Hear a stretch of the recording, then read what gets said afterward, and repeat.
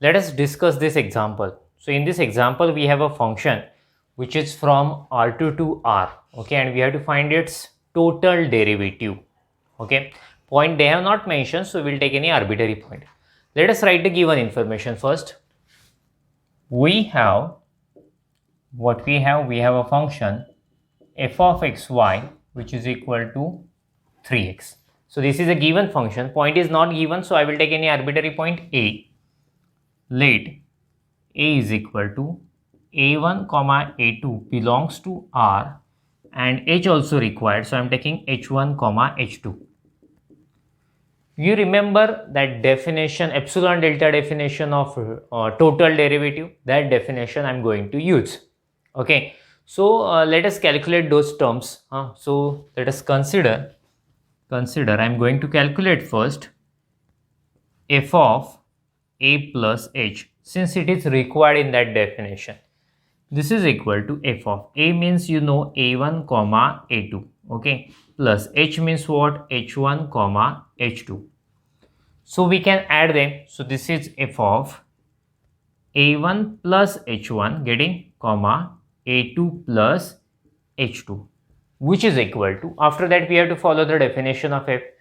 Definition of f says f of xy is equal to 3x, that means 3 into first component. If I follow the same definition here, we will have 3 into a1 plus h1. That means we can write this is 3a1 plus 3h1. So in this way we have calculated f of a plus h. After that we want f of a also. F of a which is equal to f of a1 comma a2. See, definition of f says f of xy is equal to 3 into x, that means 3 into first component. So here also if I apply the same definition, we will have 3 into a1.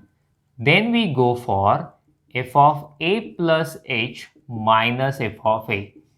See, we will find its value, and by considering it, we will think about linear transformation, which will be the total derivative of function. So if f of a plus h, what we have got, we have calculated it is 3a a1 plus 3h1 minus f of a is 3a1. So 3a1 cancel, so we will have 3h1. See, there is no any square, there is no any cube. Okay, so obviously I will consider that will be the linear transformation. We define t from R2 to R as, we define in the same way, t of xy is equal to 3x. See, h1 means first component. Now, by considering this value, I am defining here linear transformation. If there is any square, if there is any cube, we remove it, we skip it. We consider only terms having power 1. So that's why h1, so I am defining it 3x. Okay. Or you can define in this way also. Okay, you can, if you want in terms of h only, then you can write t of h which is equal to t of h1 comma h2. This is equal to 3h1. So it will look like this, it will look same. Actually the previous one was also correct, okay, just we have written in different way. Okay, so what we have got, f of a plus h minus f of a, we have a linear transformation, so we can think about numerator now. Okay, so make a screenshot of it, after that we will go further. Okay, so let us go further. Then f of a plus h minus f of a minus t of h. F of a plus h minus f of a, we have calculated its value, we have got 3h1 minus t of h also we have calculated its value is again 3h1, so it will get cancelled and we will have 0. Okay, then okay, after that let epsilon greater than 0 be given.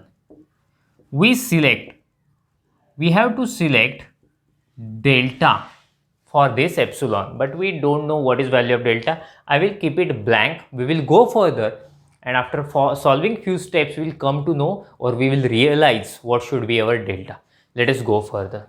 Okay, so let us follow the definition.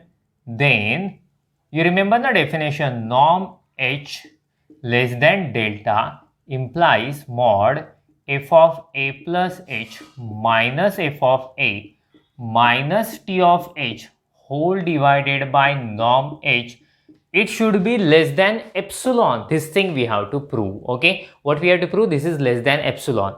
So this definition was in our mind, so that's why we are well prepared. We have calculated already, we have calculated its value, which is 0. So let us put that value there. So this is equal to 0 upon norm h, 0 upon anything 0, getting, and 0 is less than delta. You can select any delta. Okay, we select delta. I will select delta is equal to epsilon, but epsilon is greater than 0, so our delta is also greater than 0, obviously. So 0 less than delta, and delta is equal to epsilon. Getting my point? So that means we proved this is less than epsilon. We have got here less than epsilon. So definition is satisfied. So therefore, if it's differentiable, at point A we had taken a1 comma a2, and total derivative means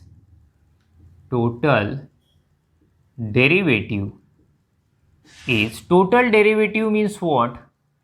We denote df of a, we denote in this way, df of h. df of a means t of h.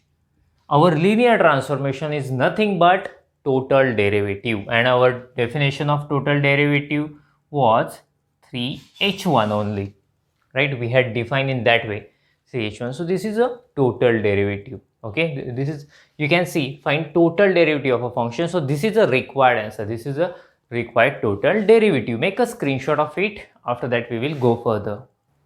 Okay, see, a, we have proved that f is differentiable at a, right? But a is any arbitrary point, so therefore we can declare f is differentiable at each point. So therefore we can declare it is a differentiable scalar field. Okay, so you can make a screenshot of it. After that we will stop. Thank you. Bye bye.